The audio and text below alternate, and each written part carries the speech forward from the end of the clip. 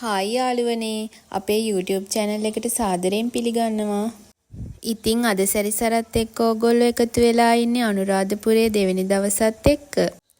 අපි මුලින්ම වඳින්න ආවේ ජයශ්‍රී මහ බෝධීන් වහන්සේව. දැන් වෙලාව නම් උදේ 7ට විතර ඇති. නැගෙනහිර දොරටුවෙන් තමයි අපි ශ්‍රී මහ බෝධියට ඇතුළුනේ.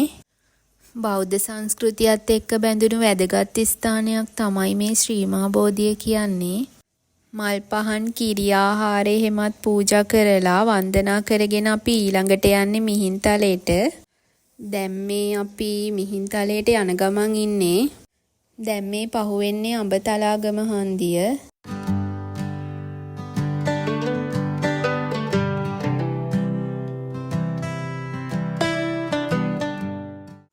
ඉස්සර නම් මෙතනින් තමයි මිහින්තලයට යන්න තිබුණේ.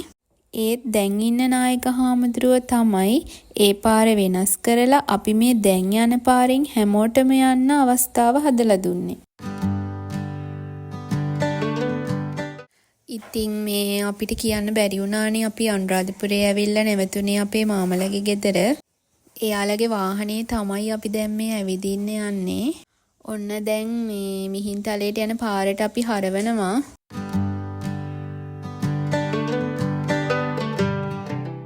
ඔයාලත් මිහින්තලේ යනවා නම් පියගැට පෙළට යන්න ළඟම පාරට තමයි අපි දැන් මේ හැරෙව්වේ. මෙතන ඉඳලා කිලෝමීටරයක් වගේ යන්න තියෙනවා. ඔයාලට යන ගමන් ඕන නම් මේ පාරේ දෙපැත්තේ ඉන්න මෝර් ඉලව් වගේ සත්තුත් බලා ගන්න පුළුවන්.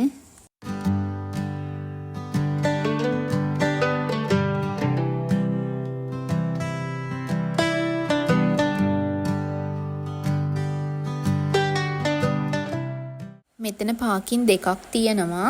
බස් වල එන අයට නම් පල්ලෙහා පාක් එකකින් බස් එක නවත්තලා පයින් තමයි යන්න වෙන්නේ.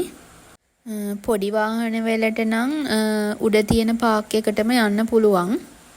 මේ ඉස්සරහා තියෙන වම් පැත්තේ කඩවලින් ඕන නම් මල් අරන් යන්නත් පුළුවන්.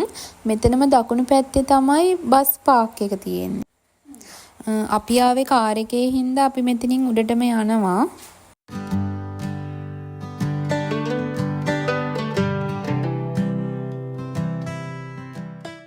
මේ බස්වල ආවයි තමයි මේ වැඳලා ආපහු පයින් යනවා පේන්නේ.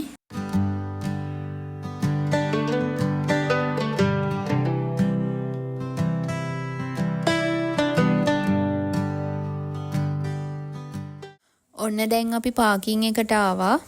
අපිට මිහින්තලේ උඩ නම් වීඩියෝස් ගන්න බැරි වුණා. මිහින්තලෙන් දැන් අපි ආපහු යන ගමන්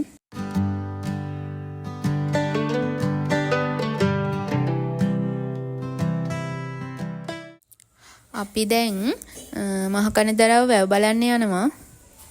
මිහින්තලේ සෑය මේ ලස්සනට පේන්නේ එතනට. ඒ නිසා අපි ඒක බලන්න යමු.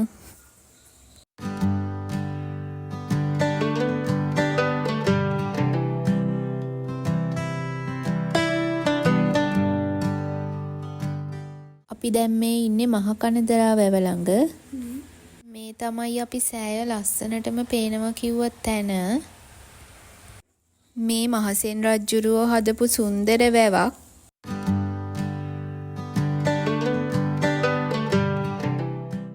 අපි දැන් වැවත් බලාගෙන ආපහු මාමලගේ ගෙදරට යන ගමන් එහෙනම් අපි ගිහින් එන්නම්. අපේ අනුරාධපුර 3 වෙනි වීඩියෝ එකෙන් හම්බෙමු. මේ වීඩියෝ එක හොඳයි නම් අපිව සබ්ස්ක්‍රයිබ් කරලා ලයික් එකක් දාලා කමෙන්ට් එකක් දාන්නත් අමතක කරන්න එපා.